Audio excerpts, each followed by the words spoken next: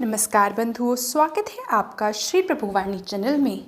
आज इस वीडियो में हम आपको बताएंगे कि 2023 में छठ पूजा कब है और उससे जुड़ी संपूर्ण जानकारी देंगे, जैसे कि सभी महत्वपूर्ण तिथियां जो कि छठ पूजा से जुड़ी हुई हैं, पूजा व अर्घ देने का शुभ मुहूर्त, पूजा विधि, इस व्रत के नियम और साथ ही साथ श्रवण करेंगे छठ पूजा की पौराणिक एवं अलौकिक कथा का। तो चलिए बिना किसी देरी के वीडियो को शुरू करते हैं। किंतु उससे पहले यदि आप हमारे चैनल पर नए हैं और इसी प्रकार हमसे जुड़े रहना चाहते हैं तो कृपया कर चैनल को लाइक, शेयर एवं सब्सक्राइब अवश्य करें। साथ ही साथ जो बेल आइकन दिया गया है उसे भी प्रेस कर दीजिए, जिससे कि हमारे चैनल पर जो भी वीडियो डले उसकी नोटिफिकेशन आप तक पहुंचे सबसे जल्द। बंधुओं, शास्त्रों में छठ पर्व की विशेष मान्यता है। छठ पर्व हर साल कार्तिक माह के शुक्ल पक्ष की षष्ठी तिथि को मनाया जाता है।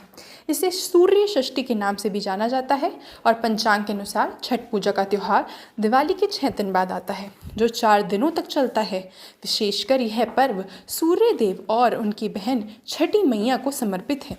छठ पूजा के दिन सूर्य देव और छठी मैया की पूजा कर उन्हें अर्घ देने का विधान है।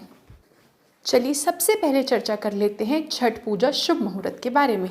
तो बंधु, साल 2023 में छठ पूजा का पर्व 19 नवंबर यानी कि रविवार के दिन मनाया जाएगा। बता दें कि छठ पूजा के दिन सूर्योदय का समय रहेगा प्रातःकाल 6:46 पर।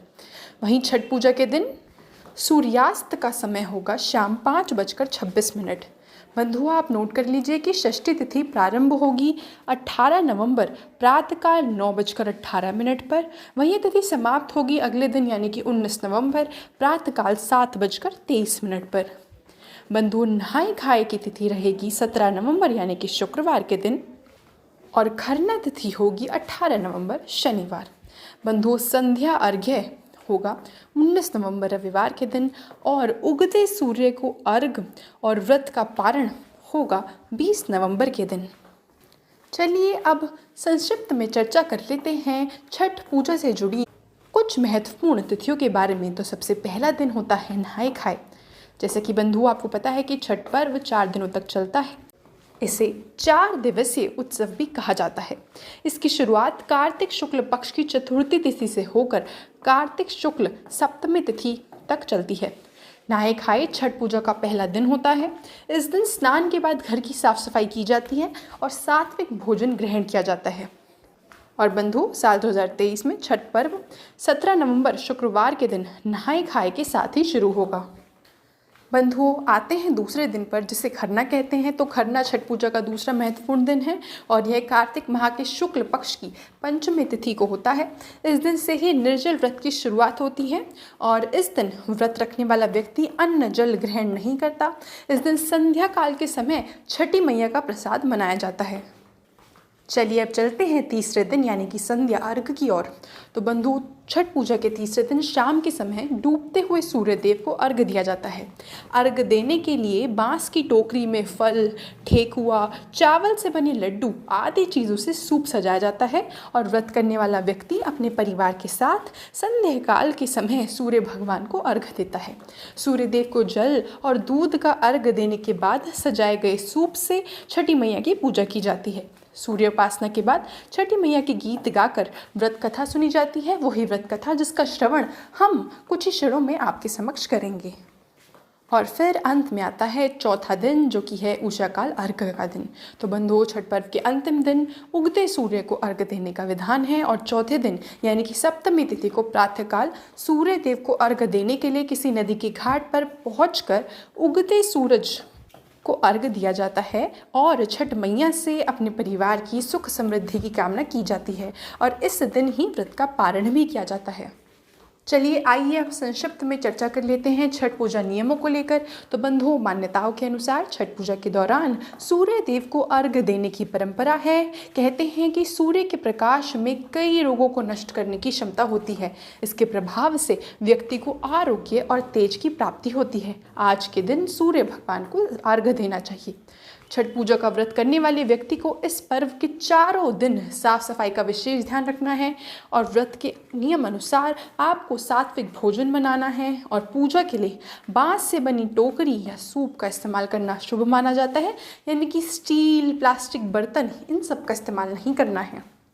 चलिए आइए अब हम श्रवण कर लेते हैं छठ पूजा से जुड़ी पौराणिक अलौकिक कथा का। बंधुओं, पौराणिक कथा के अनुसार जब ब्रह्मा जी ने सृष्टि की रचना प्रारंभ की तो उन्होंने अपने शरीर के 2 हिस्से किए, दायां भाग पुरुष और बायां भाग प्रकृति।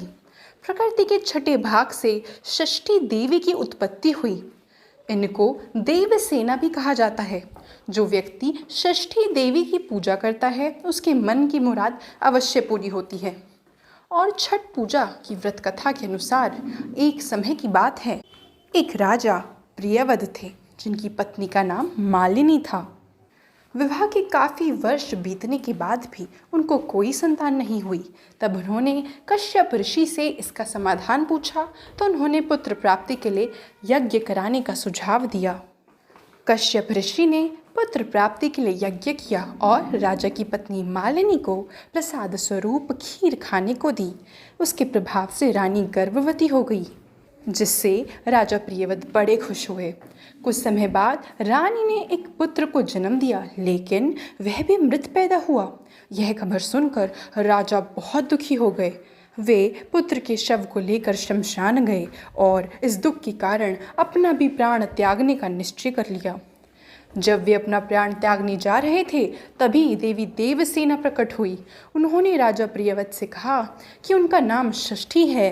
हे राजन, तुम मेरी पूजा करो और दूसरे लोगों को भी मेरी पूजा करने को कहो।